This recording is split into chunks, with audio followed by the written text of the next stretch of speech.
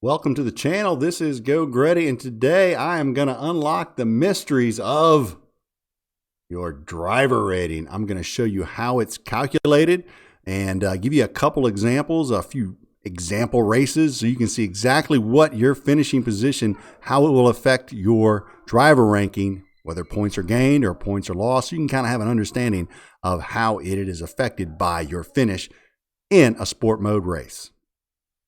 Okay, so during the race or after the race, determine how much DR you gained or lost. You're going to have to do a little bit of math. So there is some algebra involved in here, and this was determined, these formulas were determined during GT Sport, and it's carried over into GT7. As far as I can tell, I haven't seen anything that would make me think that it'd be different. The only thing I've noticed is different is the number of racers in the lobby, which affects how much DR you can gain or how much DR you can lose. So what is the formula? Well, the formula is pretty simple, pretty straightforward right here. It is your DR minus your rival's DR divided by 500. You subtract that from 80, and that will give you the amount you gain for every car you finish in front of. For every car you finish behind, you will lose your DR minus your rival's DR divided by 500 plus 80. So that'll be for every car you finish behind. That's how much you will lose. All right, so we'll go ahead and do one real quick. We'll do equals. All right, so we're going to do our driver rating minus a rival. So we're going to start here with 56,000. So that one minus our rival's DR. So we can pick anyone on here because it does it for every single driver you finish in front of and behind. So we'll just pick this guy at 89,000. So we'll do that. So that is minus 33,000. So if we divide that by 500, it is minus 66. So we are going to then subtract that from 80. So that equals that. Oh, sorry. That equals 80 minus that. 146 points. So is that the answer? Look down here. That is indeed the answer. So I've got the formula built in there, and that's what it's doing. It's calculating this number based off of this formula for every car I finish in front of, and then it's going to use this formula for every car I finish behind. So that's all that's going on here in the background. I have three examples set up here. Race 1. This is an A+ lobby. You finish P3, you have 56,000 DR. And this is how much you will gain or lose relative to any of these drivers with these DRs. So you would gain 8 compared to P1 because he's got quite a bit larger DR than you have. So finishing that close to them, you actually gain a little bit. You lose 12 to P2, who had 90,000 DR.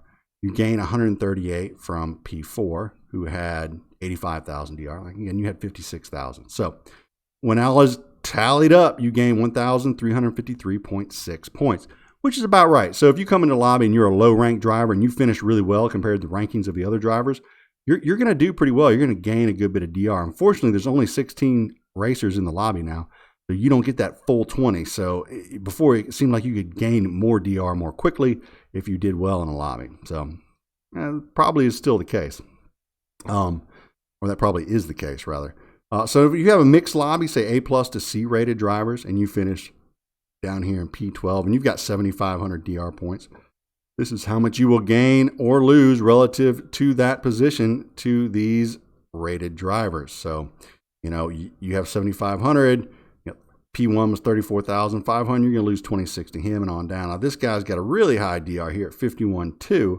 You have 7,500. So you actually gained 7.4. So again, how you finish in comparison to the ratings of the other drivers in the lobby will determine how many points you gain or lose. Now, you beat these fellas down here, so you gained this much DR. Again, various ranking amounts here, driver ranking amounts to show you the difference. And it makes sense. So you gained the most DR from the highest rated guy behind you. So you gained the most DR from this guy who had 13,000 DR as opposed to only 78 from this guy who had 6,500 DR. He actually has less DR than you. And we can look at that. So I can change this number. I can make this, 50,000. So you can be an A+ driver. And look, all of a sudden, you lost a lot of DR. You lost 1,402 as compared to when you were a 7,500 DR driver. you would only lose 127. So again, how you finished in this race compared to other people around you's ranking, it will matter how many points you finish. So if you're a low ranked driver and you finish low in the lobby, you're not going to lose or gain a whole lot. But if you're a high ranked driver and you finish poorly in this lobby, you're going to lose a lot. And the inverse of that is true as well. So if you're a low ranked driver and you finish up here in P1, well, you're going to make a lot of DR. So for instance, if I drop this person's DR to say 30,000, they gain 2,133 DR. So now you can see how that changes your points gained or lost depending on your driver rating and how you finish compared to the others around you. And here we got another mixed lobby of C and B rated drivers. You finish P8, you have 18,000 DR here. You finish in P8. So you lose this many points from those that finished in front of you, and you gained this many points for those that finished behind you. So again, it's just simple math. You know, you're going to gain or lose, the most compared to the person with the probably the lowest DR. So yeah, so here we go. So 10,000. So that's the lowest DR person you lost to. You lost the most in relation to that guy. So he lost 96 there, but you only lost 76. This guy had 20,000. And of course, down here, you gained the most from the guy who had the most DR. So this guy has 28,300 DR. You gain 100.6, whereas say this person only has 6,200 DR. You only gain 56.4. So the gains and the losses are all relative to your DR compared to those around you. So that's what these tables are showing you here, is how you gain and lose DR compared to those in front and behind you, and how it adds up to give you the total gain at the end of the race. So this one you finished right about where you should have. So you only lost 4 DR there. So, if we'd have been a 16,000 DR ranked driver, we've actually gained some. So 17,000, I may have put 1,600. So 17,000 DR would have gained 25.9. And since you were 18,000, whoops, you lost 4.1. Same here, we lost 127, but that's probably about where we were supposed to finish in this lobby, 7,500 DR. But if we were a higher rated person, say 12,000 DR, we'd have lost more. But if we were a lower rated person, like 5,000 DR, we'd have lost less. So your DR matters with how many points you gain in these lobbies. So the most important thing is to just finish as high up as you can to gain DR. You definitely want to finish above where the matchmaking thinks you should finish, because if you do that, then you'll at least not lose a lot or gain a little bit if you finish about where it thinks you should finish in the matchmaking. And of course you can step that up, and if, like I said, like over here, like if you were a 35,000 DR rated driver, almost 2,000 DR. So there you have it. This is the Excel sheet. Just quickly, I threw it together just to show you how these formulas play into your DR gained and lost. Okay, so one thing we used to be able to do back in the GT Sport days, and we're not able to do it quite as nicely in GT7. You have to upload your pictures like I showed you in the other video, which putting up here. You can upload your pictures to track your DR. All right, so this Kudos Prime used to be able to get right into GT Sports, I guess, math, and find out exactly, or its background, programming, I have no idea what it got into, and find out exactly what your exact DR points were. So after each race, you go check Kudos Prime. You can see if your DR went up or down. So you can see how mine just slowly went up over time. I got up to here, I switched to cockpit view, and then it started dropping down. I had a DR reset there, a small one, and then climbed back up, had another DR reset, a large one, then had to climb back up. And you're like, well, what is a DR reset? Well, let's scroll down and look at my SR. Let's come down here. This is my SR profile history. This is from GT Sport. It is the same in GT7, so it'll work the same. But unfortunately, we can't see these tables in GT7 because they don't allow Kudos Prime to get into their background information and pull these numbers out. But anyway, so you can see how the 99 was the highest you could go, and I would have some DR dips. Some SR dips here. But here, GT Sport got really touchy. And see these big dips? These big dips in SR will cause you to lose a lot of DR. So that is what happened is my safety rating dropped, my sportsmanship dropped. Because of, this one was because of just 2 races, 2 Monza races. it was just bad luck in the first race. And the second race, again, just bad luck. I had lower ranked drivers in the lobby with me, and I was making contact with them. I didn't know that because they were lower ranked than me, I'd get a bigger SR hit on that. So be careful if you're in a lobby with lower ranked drivers than you, because if you touch them, you get a bigger SR hit than you would if you're racing people in your own DR range. So that caused me to have a DR reset, which is what these big drops in my DR are. So I went from, a driver rating of A all the way down to a low B. And I had to, battle my way back up to get my driver rating back up, and then finally back into A+ rankings. So know that they are related. SR and DR do have a relationship. They are not, separated from each other. So keep that sportsmanship high, keep the safety rating high. The best way you can do that, try and be a clean driver, get those clean race bonuses. The driver rating matters in matchmaking. So that's what you see right there. Those lobbies being built. It is the Gran Turismo 7 matchmaking engine is putting us in the lobby ranked highest to lowest. So that is why your driver rating matters, is because that determines what lobbies you get put in and how many points you can earn in the Gran Turismo World Series events. All right, so that race that you saw me just get matchmaked for, this was the result of the race.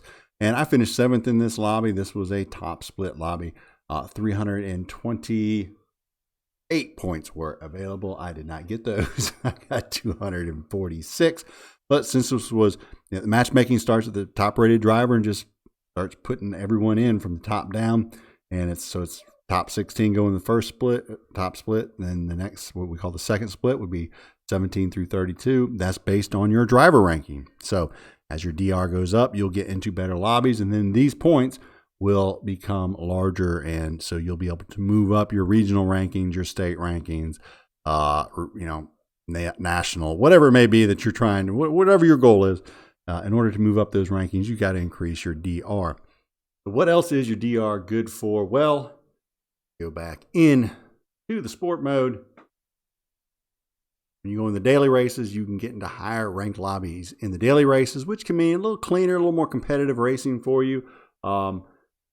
Nothing too major there. You don't really get points for winning races there. I mean, you do get DR to increase your DR ranking.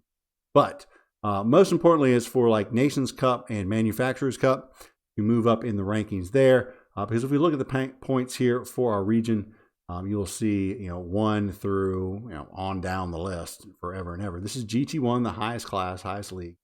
So your top drivers here have an opportunity to go on to the Gran Turismo World Series event that is put on by Polyphony Digital at a location somewhere in the world, Australia, it can be France, New York City, places like that. And you can get invited to those, which is pretty cool.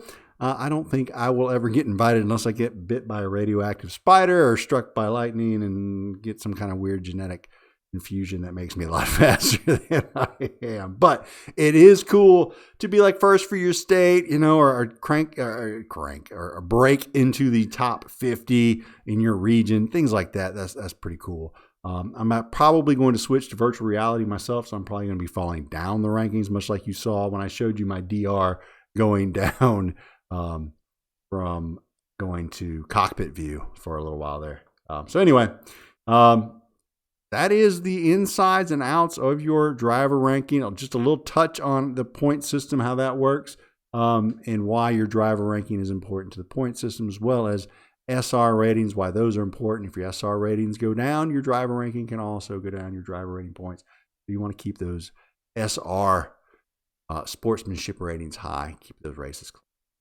So got any questions about this or anything else, put it in the comments. Hey, maybe I'll make a video on it later on. I know the formulation was a little bit confusing. Maybe there was a little confusion on how I showed you how the Excel sheet worked and it was calculating those points. You have any questions on that? Again, leave us a comment. Hope you enjoyed the video. If you did, hit like and or subscribe. Come back, check out some more. For myself, Geauxgreddy. Y'all have a great evening.